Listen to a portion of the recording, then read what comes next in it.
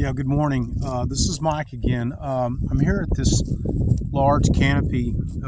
It's in the Mystic Shores, this open space area.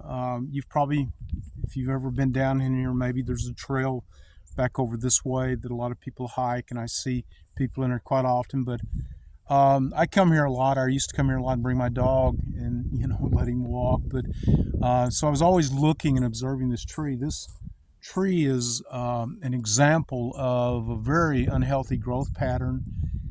Even though it's probably well over 100 years old, the tree is dehydrated. It's under a lot of stress.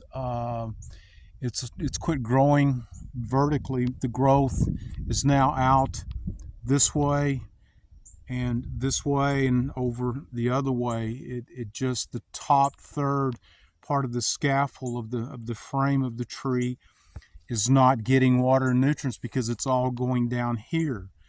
And even though these branches are on the ground, this is considered underbelly growth. It's growing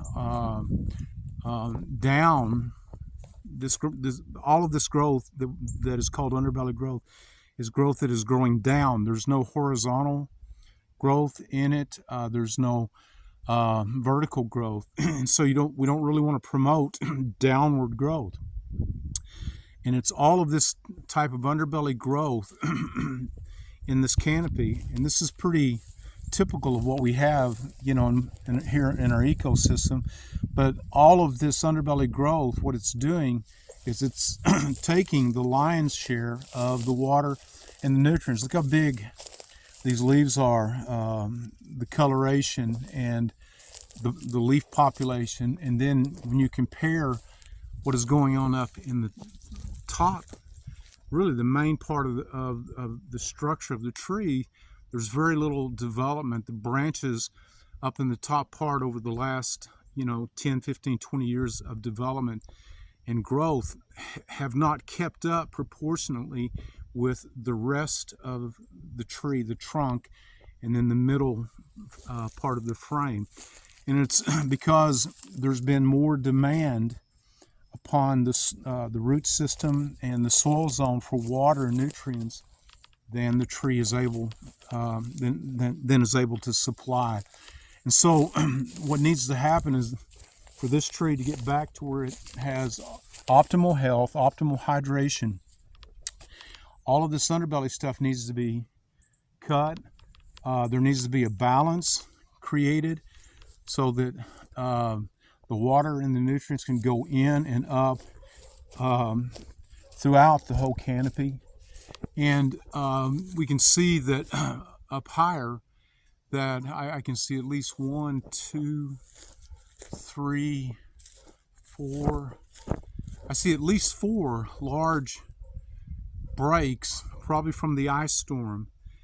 And so again, most of the breakage that we saw from the ice storm was up in the top part of the canopy, because that's the most dehydrated part of the canopy, because it's the furthest from the root system. So it runs out of the intake and the uptake runs out of water and nutrients to supply the demand.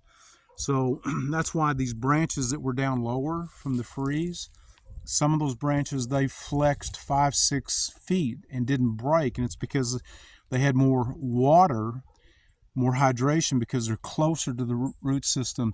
The branches up higher, that's where we saw most of our breakage, because that's where the trees are most dehydrated. So the only way to mitigate this type of growth pattern is to do a shape and balance and a root inoculation that reduces the leaf population, creates balance for a healthy growth pattern, and the root inoculation will create a secondary root system that is able to tap into deeper water in the soil zone. Go to our website, tribemaniatreeservices.com. You can read under our services about the shape and balance and the root inoculation service that we provide. Right now is an opportune time to do both of these to mitigate these trees and to get them back on a healthy path over time.